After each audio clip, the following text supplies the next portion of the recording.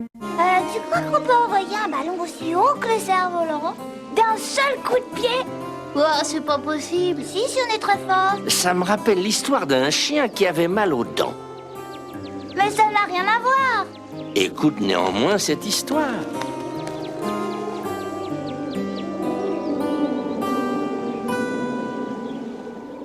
Le coup de pied. Il était une fois un chien qui avait toujours mal aux dents. Alors au lieu de mordre, il donnait des coups de pied. Il s'appelait Doggy. Sur une planche, son maître, qui était anglais, avait écrit « Beware kicking dog », ce qui veut dire « Attention aux chiens qui donnent des coups de pied ».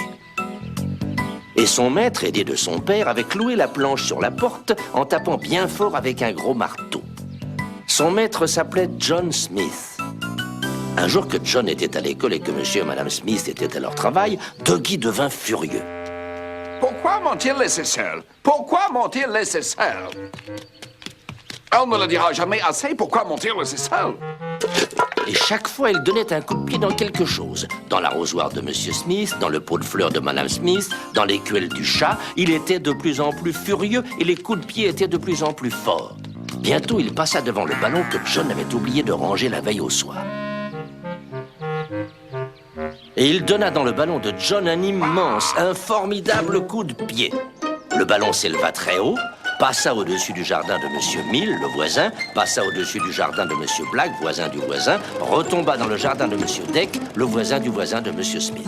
Tiens, mon voisin, monsieur Black, joue encore au ballon.